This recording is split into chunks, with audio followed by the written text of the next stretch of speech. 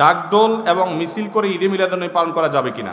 যে নবীর জন্মই হয়েছে বাদ্যযন্ত্র থেকে উম্মাকে মুক্ত করার জন্য, তিনি বলেছেন বুইস্তু লিআকসিরাল মাজামির, আমি বাদ্যযন্ত্র এগুলোকে ভাঙার জন্য এসেছি, অর্থাৎ তোমাদের হাত থেকে সরার জন্য এসেছি, আরেকজনটা নিয়ে ভেঙে দেওয়া না।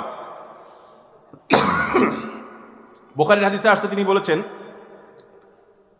আমার উম্মত একটা সময় আসবে, কিছু মানুষ তারা 4টা হারামকে হালাল মনে করবে। এর ভিতরে একটা হলো আল মাআজিব, বাদ্যযন্ত্র। যেই বাদ্যযন্ত্রের বিরুদ্ধে নবী করিম সাল্লাল্লাহু আলাইহি ওয়াসাল্লাম এত শক্ত শক্ত কথা আছে, সূরা লোকমান আয়াত নম্বর 6 এর তাফসীর প্রসঙ্গে ইবনে আব্বাস রাদিয়াল্লাহু আনহু সহ বড় মুফাসসিররা বলেছেন যে এখানে এই হারাম গান বাদ্যযন্ত্রের কথা বলা হয়েছে, যেখানে বাদ্যযন্ত্রের যোগ আছে, সংযোগ আছে। তো নবীজির আপনার জন্মদিবস পালন করবেন, যদিও জন্মদিবসটাই আসছে, এর ইতিহাস অনেক বড় এবং অনেক খারাপ, সেটা ইনশাল্লাহ ভিন্ন কোনো এক সময় বলবো।